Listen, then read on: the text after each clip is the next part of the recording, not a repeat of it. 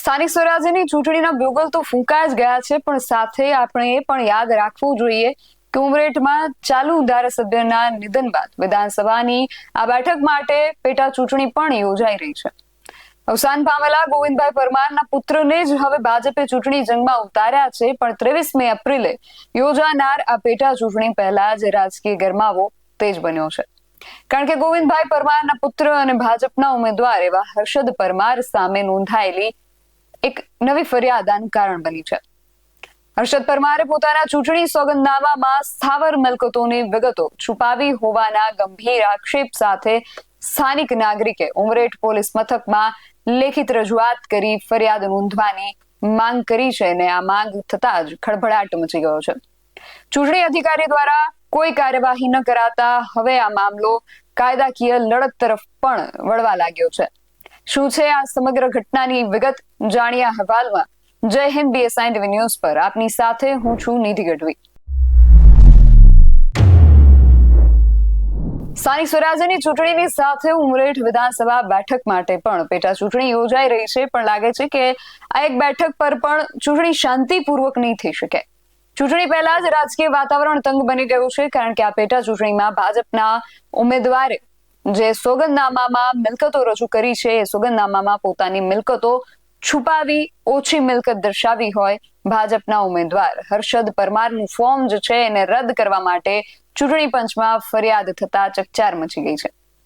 થઈ રહેલા આક્ષેપ મુજબ વાત કરું તો એવું કહેવામાં આવી રહ્યું છે કે ઉમરેઠ વિધાનસભાની પેટા ચૂંટણીમાં ભાજપના ઉમેદવાર હર્ષદભાઈ પરમારે પોતાના નામાંકન સાથે રજૂ કરેલા સોગંદનામામાં પોતાની મિલકતો છુપાવી છે, ને હવે આને સ્થાનિક મતદાર અને એડવોકેટ એવા વિજયભાઈ મકવાણાએ ફોર્મ ચકાસણી દરમિયાન પુરાવા સાથે લેખિત વાંધો રજૂ કરી ફોર્મ જે છે એને રદ કરવાની રજૂઆત કરી છે. જોકે આમ છતાં ચૂંટણી અધિકારીએ કાર્યવાહી નથી કરી, એટલા માટે હવે વિજય પરમારે આ અંગે ચૂંટણી પંચમાં ફરિયાદ કરતા ચકચાર મચી ગઈ છે. આ અંગે જ્યારે અમે વિજયભાઈ મકવાણા સાથે વાત કરી ત્યારે તેમણે આ અંગેની બધી વિગતો આપતા શું કહ્યું એ સાંભળીએ. હાલના 111 ઉમરેઠ વિધાનસભામાં પેટા ઇલેક્શન છે, જેમાં ભાજપના ઉમેદવાર હર્ષદભાઈ પરમાર જેઓએ જે નામાંકન ઉમેદવારી કરી, જેમાં એમણે એફિડેવિટ જે રજૂ કરી છે, તેમાં ચિત્રોદરા ગામના ઘણા સર્વે નંબરો જેવા કે સર્વે નંબર 155-2, સર્વે નંબર 1349/2 પૈકી, સર્વે નંબર 221-2 પૈકી, survey number 1305, survey number 217, survey number 105-1, survey number 223-1 અને હાલમાં વધુ તપાસ ન કરતા અડાસ ગામે પણ તેમની મિલકત આવેલી છે, જે તેમણે છુપાવી છે. અડાસ ખાતે તેમની સર્વે નંબર 854/1 તથા સર્વે નંબર 487/1, જે આ 10 થી 11 જેટલી મિલકતો, જે મોટા પ્રમાણમાં જમીનો છે, એ વિગત એમણે ઇરાદાપૂર્વક છુપાવી છે. તેઓ પોતે અનેક વખત સરપંચ ચિત્રોદરા ખાતે રહી ચૂકેલા છે. અત્યારે હાલમાં ડેપ્યુટી સરપંચ છે. પોતે ચિત્રોદરા ગામનું પ્રતિનિધિત્વ છેલ્લા 30-35 વર્ષથી તેઓ પરિવારના સભ્યોને તે પોતે કરી રહ્યા છે. તો પોતાના 10 જેટલા સર્વે નંબરો, અડાસ ગામના સર્વે નંબરો, ભૂલ એકાદ સર્વે નંબરમાં થાય, આટલા બધા સર્વે નંબરો ઇરાદાપૂર્વક મિલકત છુપાવી છે. ઉમેદવારો, સ્થાનિક જે મતદાતાઓ છે, એમની સાથે એક પ્રકારનું આ ચીટિંગ છે. મિલકત છુપાવી ઉમેદવાર ચોખ્ખા હાથે પોતાનું ફોર્મ ભરેલું નથી. આ બાબતનો મેં ચૂંટણી અધિકારીને તારીખ 7 તારીખના રોજ ફરિયાદ આપી અને પુરાવા સાથે 7 બારની નકલો સાથે આપી. તેમ છતાં ચૂંટણી અધિકારીએ તેમનું ફોર્મ મંજૂર રાખેલું છે. વધુ ફોર્મની તપાસ મેં કરતા તેની અંદર સુપ્રીમ કોર્ટની ગાઈડલાઈન છે, જેમાં ચોખ્ખું લખ્યું છે કે કોઈ પણ ખાનું ખાલી રાખવું નહીં. તેમ છતાં હાલના ઉમેદવારે આસિફ નંબર 3માં લાગુ પડતું નથી એવું લખવાના બદલે તેમણે કોઈ વિગત એમાં લખેલી નથી. કાયમી ખાતા નંબર અને એમની જે વિગત છે તેમાં પત્ની, બાળકો 2 અને કોલમ 6ની અંદર આસિફ 3માં લાગુ પડતું નથી એવું લખેલું નથી, એટલે ખાનું ખાલી રાખેલું છે. વધુ એફિડેવિટ જોવામાં આવે તો ખર્ચ, વીજળી ખર્ચ, પાણી ખર્ચ, ટેલિફોન ખર્ચ એમણે એક જ કોલમની અંદર ના લખી દીધેલું છે અને ખરાની નિશાન કરેલું છે. જ્યારે ફોર્મની અંદર જોવામાં આવે તો હા ના યોગ્ય વિકલ્પ સામે ખરાની નિશાની ખાલી કરવાની છે. એમની જગ્યાએ એમણે ખરાની નિશાની જગ્યાએ ના પણ લખેલું છે અને તમામ વિગતોની સામે લાગુ પડતું નથી એવું તમામ આ એકથી લઈ ખ ખ ખ ખ ગ ડ બધાનું વસ્તુ લખવાની લાગુ પડતું નથી. જે વિગતો તેમણે ભરી નથી. આમ સુપ્રીમ કોર્ટના જજમેન્ટનું સતત અનાદર કરેલું છે. ફોર્મ વિગતવાર નિયમ અનુસાર ભરવાનું, તમામ વિગતો ભરવાની એ ભરેલી નથી. મિલકતોની વિગતો છુપાયેલી છે. આ બાબતે એક અપક્ષ ઉમેદવાર પણ વાંધા અરજી આપેલી છે. એમણે ફોર્મમાં આટલી વિગતો છુપાયેલી છે. એ છતાંય તેમનું ફોર્મ મંજૂર રાખેલું છે. મેં મિલકત બાબતોની વિગત પુરાવા સાથે આપી, તેમ છતાં એમનું ફોર્મ મંજૂર રાખ્યું છે. સ્ટેમ્પ ઉપર તેમની સહી જોઈએ, જે સ્ટેમ્પ ઉપર પણ તેમની કોઈ જગ્યાએ સહી નથી ઉમેદવારની. તેમ છતાં હાલની સરકાર આ ઉમેદવાર ભાજપનો હોય, જેથી ચૂંટણી અધિકારીએ આ કોઈ પણ વિગતો ધ્યાને લીધેલી નથી. વધુમાં ત્યારબાદ મેં એમને લોકપ્રતિનિધિત્વ ધારાની કલમ 125(1) મુજબ કાર્યવાહી કરવા ચૂંટણી અધિકારીને કીધું કે તમે એણે મિલકત છુપાવી છે, એની સામે ઉમરેઠ ખાતે પોતે ફરિયાદી બનો એવું જણાવેલું. તેમ છતાંય તેમણે મારી જોડે કાયદાકીય વાતોની બહારની વાતો કરેલી. મને જણાવે છે ચૂંટણી અધિકારી કે તમે એવો કોઈ પુરાવો લાવો તો અમારે ફરિયાદી બનવું પડે.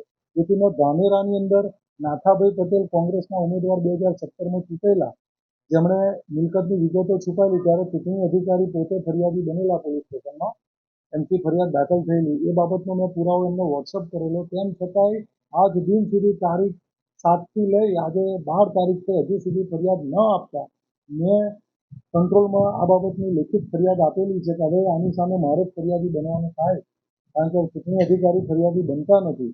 તેથી મારે ફરિયાદ કરવાની જરૂરિયાત ઉપસ્થિત થયેલી છે. હાલનો ઉમેદવાર સામે ક્રિમિનલ કેસ પણ નોંધેલા છે. ઘણા કેસોની અંદર સમરી પોલીસે ભરેલી છે. સામાન્ય માણસને સામે ગુના નોંધાય તો કોઈ સંજોગોમાં પોલીસ સમરી ભરતી નથી, પણ એ ચાલુ ધારાસભ્યના દીકરા હતા, જેથી સમરીએ ઘણા ગુનાઓમાં કરેલી છે. કંભોળજનો એક ગુનો એમની સામે પેન્ડિંગ છે, મારામારી અને ઢોલ ઝાપટનો ગુનો પેન્ડિંગ છે તેમની સામે. ઉમેદવાર પોતે ગુનાહિત ઇતિહાસ ધરાવતો ઉમેદવાર છે અને તેમને ભાજપ પરિવારવાદ ના પાડે છે, તેમ છતાં પરિવારવાદની અંદર છેલ્લા 3 ટાઈમથી ગોવિંદભાઈને ટિકિટ આપવામાં આવેલી છે, ત્યાર પછી એમના દીકરાને આપેલી છે. હાલના કામે વધુ વિગત જોઈએ તો ગોવિંદભાઈ જે મૃતક છે હાલના, જે ગુજરી ગયેલા છે, જે તો તેમના વિશે કોઈ ટિપ્પણી કરવી યોગ્ય નથી, પણ જણાવવા માગું છું કે તેમની સામે 2-3 ગુના હાલમાં પેન્ડિંગ છે.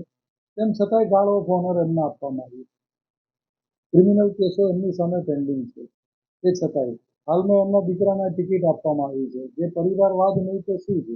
ભાજપ આવા ચહેરાને, જેની પર ક્રિમિનલ કેસો છે, જે મિલકતો છુપાવે છે, આવા ઉમેદવારને અને ચૂંટણી અધિકારીને આ બાબતની ફરિયાદ આપી. રાજ્ય ચૂંટણી અધિકારીને બી ફરિયાદને ગાંધીનગર મોકલી છે, તેનો કોઈ સંતોષકારક આજ દિન સુધી જવાબ મળેલો નથી. એટલે હાલના બાબતે યોગ્ય કાર્યવાહી ન થતાં હવે નામદાર કોર્ટમાં રીટ કરવાનું નક્કી કરેલું છે.